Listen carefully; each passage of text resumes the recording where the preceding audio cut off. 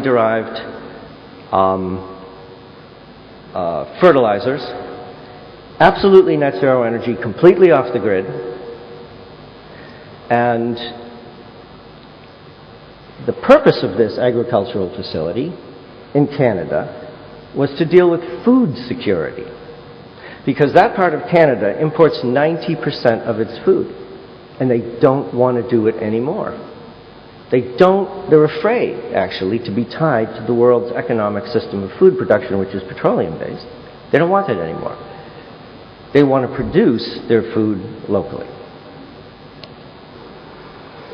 A week ago, I was involved with a number of furniture companies, and we were looking at trying to take bamboo, which is there's plenty of it here, from what I understand, and to use it because of its agricultural benefits and its ecological benefits to ecosystems. I don't know if you know much about bamboo, but I'll give you a real quick thumbnail on it. It grows a meter a day, and it replaces rainforest hardwoods that take over 100 years to grow. While it grows, it produces more oxygen than any deciduous plant on Earth in exchange for its carbon dioxide inputs. It quickly restores eroded landscapes. You can eat it. You can make an airplane out of it.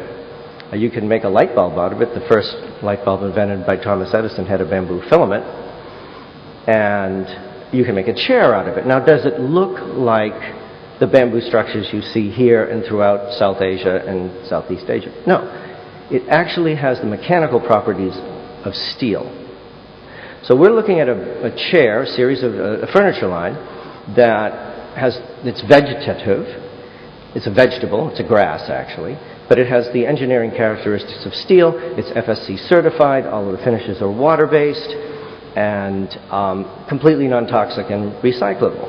All this technology exists right now.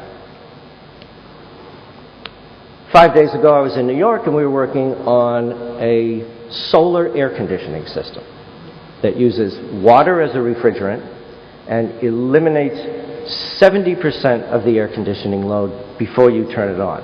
Once you turn it on, you can run it off a solar panel or a wind generator. This is a system I've been working on for 3 or 4 years with the help of New York State, and we're now moving into a commercialization phase on that. 3 days ago, I was in Vancouver, and I was asked by the Canadian government, an arm of the Canadian government, to work on what's called a continuous commissioning software project for agriculture and small residential and commercial buildings, expandable, scalable to larger. Now, what's continuous commissioning? Continuous commissioning just means you have a little computer software program that tells you constantly whether all the energy efficiency systems in your building are working correctly, and if they aren't, it either fixes them or it sends you a little email that said, hey, the boiler screwed up, or the air conditioning system isn't working right, come and fix it. This allows systems that are 90% more efficient than the ones we have now to work continuously. It's sort of like having a maintenance guy in your house 24 hours a day, and if he can't fix it, he sends you an email and tells you that he can. Now, 2 days ago, I was talking to a young fashion designer in Vancouver, and I said, I have to catch a plane to get to Sri Lanka pretty soon. I've got to get to New York and then to London and then to Sri Lanka. And she said, that's really interesting. I've heard a little bit about Sri Lanka, but I don't know much about it. And I said, I've got to go and talk to them. And from what I understand, the apparel industry is really big there. That's what I'm going to talk about. And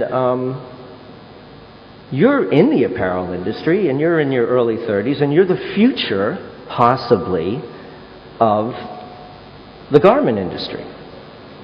What would you like me to tell them? What would you, the potential future market for Sri Lanka, possible owner, she's quite successful, a young woman, been all over the world, what would you like me to tell them? And she said the following: if I could get a fabric that was appropriate to my market and appropriate to my company, And I knew that by purchasing it, I could make a real difference in the world. If I knew that my purchase would help repair the world, and if I knew that my purchase would help preserve local, traditional craft, I would buy all that they could make. And that's the thought I'd like to leave you with today. Thank you.